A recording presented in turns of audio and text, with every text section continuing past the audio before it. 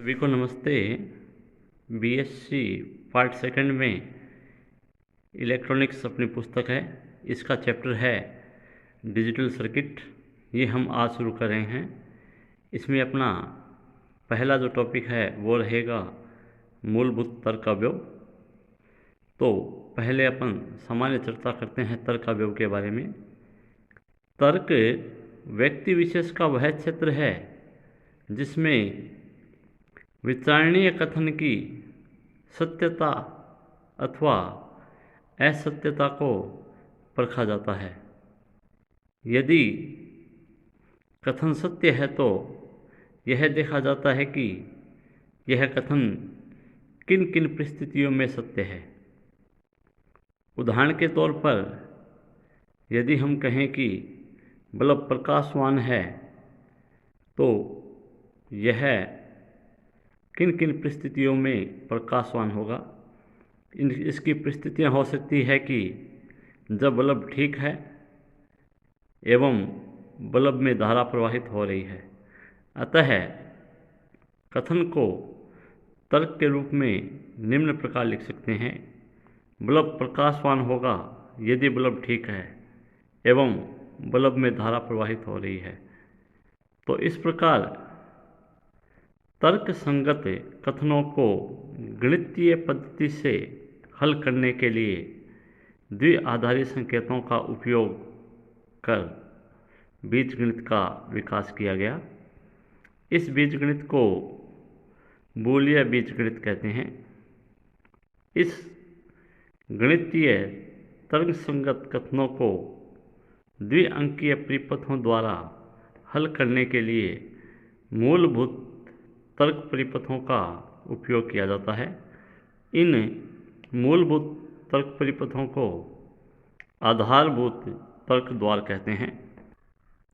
ये आधारभूत तर्क द्वार जो है वो निम्न 3 प्रकार के होते हैं। पहला है एंड द्वार, एंड गेट, दूसरा और गेट और तीसरा नॉट गेट। इन तीनों तर्क द्वारों के संयोजन से जटिल अंकीय परिपथों का निर्माण किया जाता है।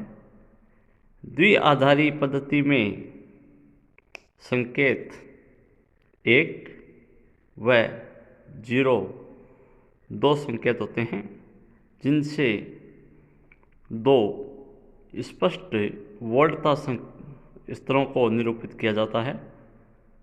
यदि अवस्था 1 उच्चतर वोल्टता स्तर है अर्थात अधिक धनात्मक वोल्टता है तथा अवस्था 0 निम्नतर वोल्टता स्तर है तो निकाय में धनात्मक तर्क माना जाता है। इसके विपरीत यदि ऋणात्मक तर्क के निकाय में अधिक ऋणात्मक वोल्टता स्तर की अवस्था 1 है तथा अधिक धनात्मक स्तर की अवस्था 0 है तो यह पद्धति ऋणात्मक तर्क पद्धति कहलाती है। एक अन्य पद्धति स्पंद तर्क पद्धति होती है। इसमें स्पंद की उपस्थिति एवं अनुपस्थिति को क्रमशः 1 व 0 से दर्शाते हैं अर्थात स्पंद की उपस्थिति को 1 से और स्पंद की अनुपस्थिति को 0 से निरूपित करते हैं। स्पंद वोल्टता धनात्मक व ऋणात्मक हो सकती है और इसी के अनुसार तर्क निकाय भी धनात्मक या ऋणात्मक कहलाता है। सामान्यतः धनात्मक तर्क के उपयोग वाली जो गेट है उसका हम उपयोग करते हैं। तो शुरुआत करते हैं अपन तीनों गेटों में से पहले एंड गेट से। एंड गेट मूलभूत 3 तर्क द्वारों का में से एक पहला द्वार है। एंड गेट में 2 या 2 से अधिक निवेश होते हैं तथा एक निर्गम होता है।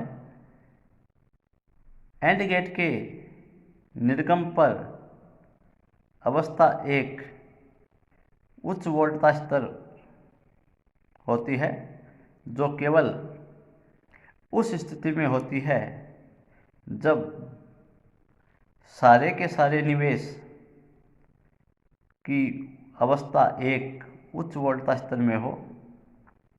अर्थात निर्गम जो है वो उच्च तभी होगा जब सारे के सारे निवेशी जो है वो उच्च हो। यदि एक भी निवेशी निम्न है तो निर्गत भी निम्न होगा। इस प्रक्रिया को डॉट से निरूपित करते हैं। यदि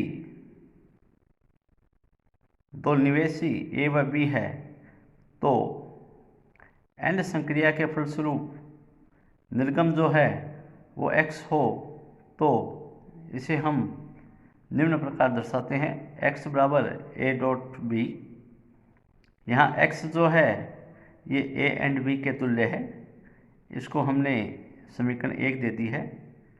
इसकी सत्यमान सारणी जो है वो निम्न प्रकार बनती है। दो निवेशी है a और b। पहले ए निवेशी निम्न स्तर पर है, बी भी निम्न स्तर पर है, तो निर्गम निम्न है। दूसरी स्थिति में ए निम्न स्तर पे है, बी उच्च स्तर पे है, तो भी निर्गम निम्न है। तीसरी स्थिति में ए उच्च स्तर पर है और बी निम्न स्तर पर है, तो भी निर्गम जो है वो निम्न स्तर पे है। और अंतिम स्थिति में ए भी उच्च स्तर पे है और बी भी उच्च स्तर पे है, तो दोनों निवेशी जो है वो उच्च स्तर पे हो गए, तो यहाँ निर्गम भी उच्च स्तर पर होगा। तो इस प्रकार जब कोई भी निवेश ए तथा बी या दोनों निम्न स्तर में होते हैं तो निर्गम x भी निम्न अवस्था शून्य में होता है। परंतु जब निवेश ए और बी दोनों उच्च अवस्था एक अवस्था में होते हैं तो निर्गम x भी उच्च अवस्था 1 में होगा। इसका जो प्रतीक चिन्ह है ये निम्न प्रकार होता है, ऐसे डी आकार लिए होता है। इसके दो निवेशी हैं, निवेशी ए और बी। ये इसका निर्गत है x जो a डॉट बी को दर्शा रहा है। एंड गेट की संक्रिया जो है, इस संक्रिया को श्रेणी क्रम में लगे विद्युत स्विचों से निरूपित किया जा सकता है। निवेश पर खुला स्विच जो है वो निम्न अवस्था 0 व बंद स्विच जो है वो उच्च अवस्था 1 को दर्शाता है। निर्गम पर बल्ब की प्रदीप्त अवस्था उच्च अवस्था निरूपित करती है, वह अदीप्त अवस्था निम्न अवस्था 0 को निरूपित करती है। अतः बल्ब जो है वो अदिष्ट अवस्था में रहेगा जब कोई भी स्विच अथवा सभी स्विच खुले होंगे, तभी बल्ब जो है वो प्रदीप्त अवस्था में रहेगा। यदि इनमें से एक भी स्विच बंद है तो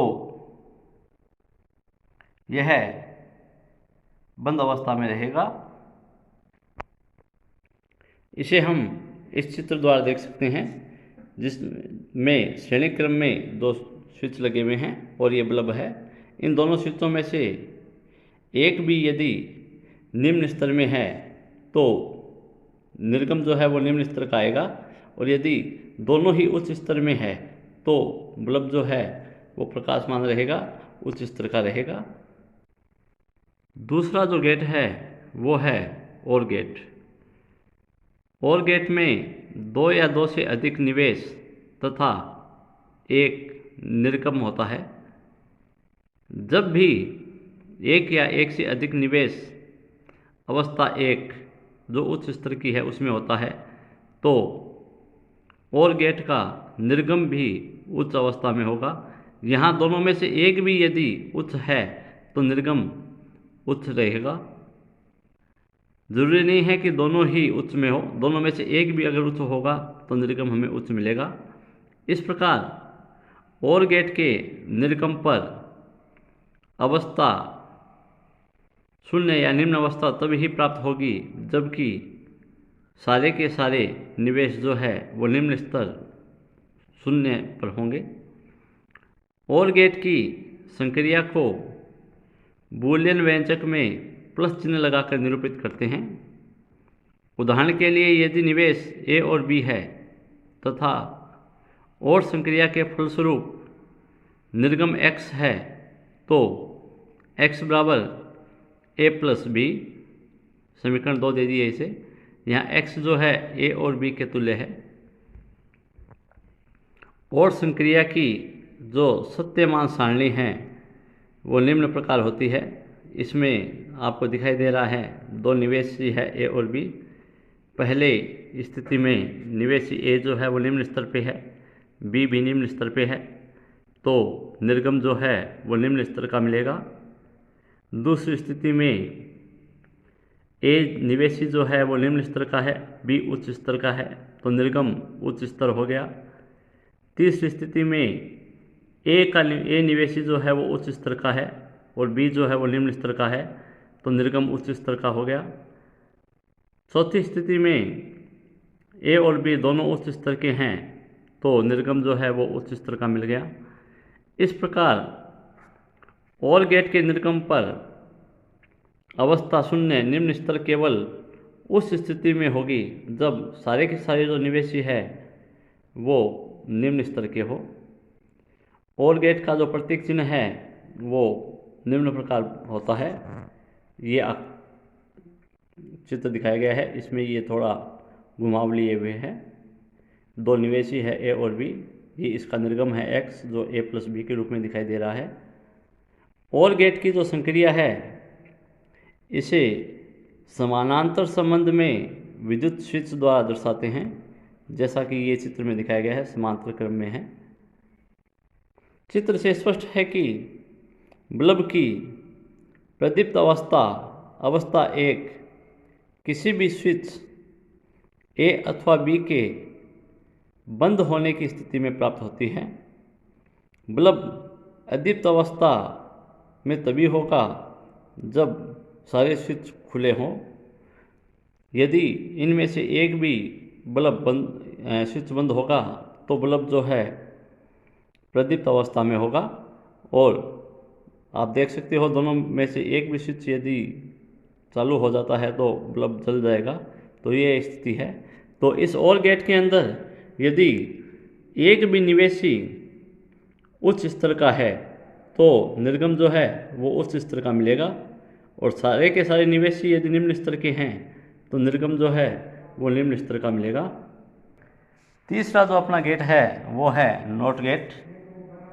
नॉट गेट जो है इसे हम प्रतिलोमक परिपथ भी कहते हैं। इसमें केवल एक निवेश और एक निर्गम होता है। यह निषेध तर्क की तरह कार्य करता है। जब नॉट गेट का निवेश जो है वो 0 अवस्था में होता है, तो 0 यानी निम्न अवस्था में होता है, तो निर्गम इसके विपरीत अवस्था 1 यानी उच्च अवस्था में होगा। और जब आपका निवेशी जो है वो उच्च अवस्था में होगा तो निर्गम जो है वो निम्न अवस्था में होगा। इस गेट की संक्रिया के कारण निर्गम पर प्राप्त अवस्था जो है वो निवेशी की अवस्था की विपरीत होती है। इस कारण इस गेट को प्रतिलोमक गेट कहते हैं। नॉट गेट की जो सत्य सारणी है ये निम्न प्रकार होगी। इसमें केवल एक ही निवेशी होगा, तो निवेशी या तो निम्न स्तर का हो सकता है तो निर्गम उच्च स्तर का मिल जाएगा, और यदि निवेशी उच्च स्तर का है तो निर्गम निम्न स्तर का मिल जाएगा। इसका जो प्रतीक चिन्ह है वो निम्न प्रकार होता है। A बराबर A निवेशी है, ये डॉट लगाते हैं जिसे A डैश या A बार के रूप में दिखाते हैं। नॉट संक्रिया संकेत रेखा के अंत में लघु आकार के वृत्त द्वारा निरूपित की जाती है। किसी निवेश A पर नॉट संक्रिया के कारण प्रतिलोमित A प्राप्त होता है, जिसे A पर डैश लगाकर या A बार द्वारा व्यक्त करते हैं। नॉट गेट की जो संक्रिया है ये निर्गम के समानांतर जुड़े विद्युत स्विच द्वारा निरूपित की जाती है। इसके अनुसार जब स्विच ए बंद अवस्था में होता है तो बल्ब ए अदीप्त अवस्था में होगा, और जब स्विच ए खुला होगा तो बल्ब एक्स जो है वो प्रदीप्त अवस्था में होगा। इसको इस परिपथ द्वारा दर्शा रहे हैं। तो ये अपने 3 गेट थे, नॉट गेट, एंड गेट एवं और गेट। Thank you.